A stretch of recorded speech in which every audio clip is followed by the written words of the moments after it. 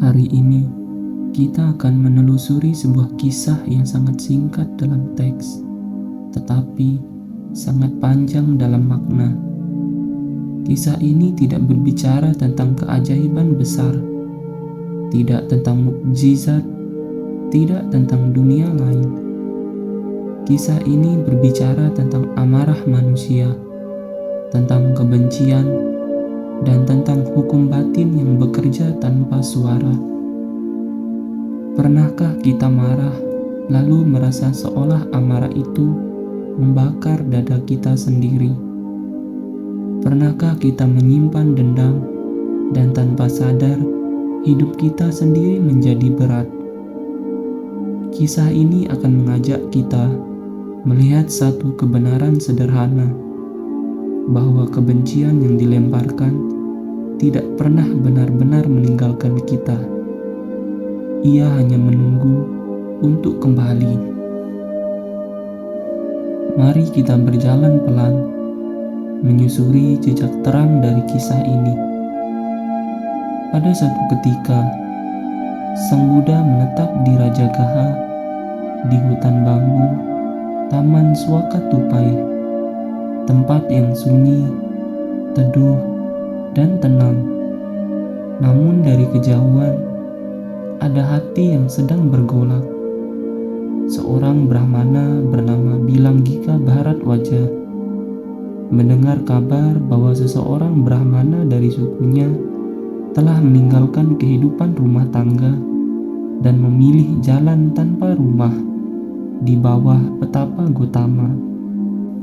Bagi Bharadwaja, ini bukan kabar biasa.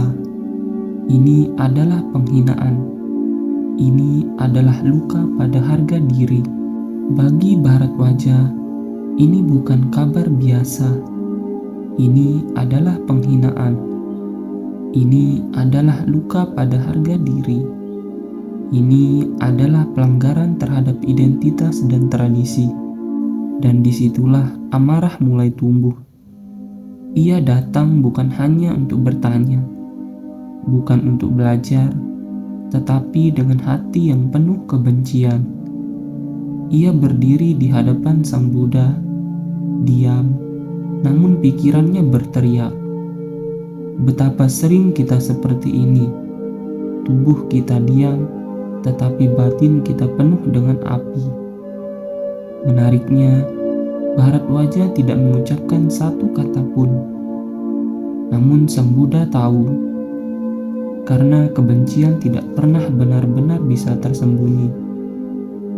Ia memancarkan getaran. Ia membentuk sikap. Ia mengeraskan wajah dan hati.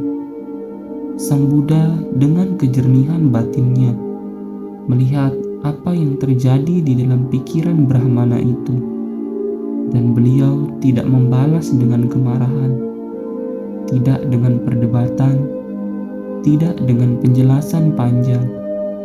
Beliau hanya mengucapkan satu syair yang cukup untuk mengguncang seluruh batin seseorang. Sang Buddha berkata, jika seseorang melakukan kesalahan pada orang yang tidak bersalah, seseorang yang murni tanpa noda, kejahatan akan kembali kepada si dungu itu sendiri, bagaikan debu halus yang ditebarkan melawan angin. Mari kita berhenti sejenak dan benar-benar merenungkan ini.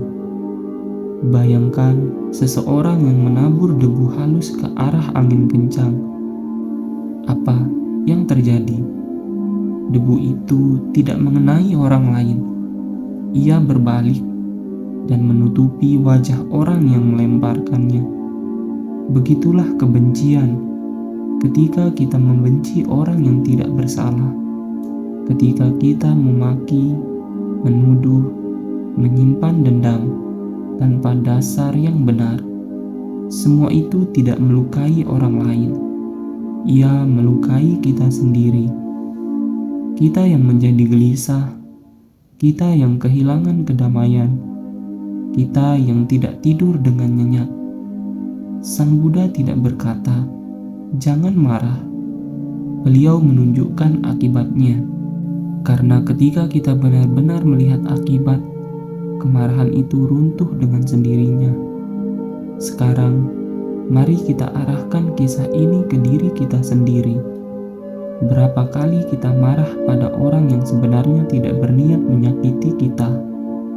Berapa kali kita menyimpan prasangka hanya karena ego kita tersentuh? Berapa kali kita melempar debu dalam bentuk kata-kata tajam, sikap yang dingin, atau kebencian yang secara diam-diam? Dan siapa yang paling menderita? Bukan orang itu, tetapi hati kita sendiri. Inilah hukum batin.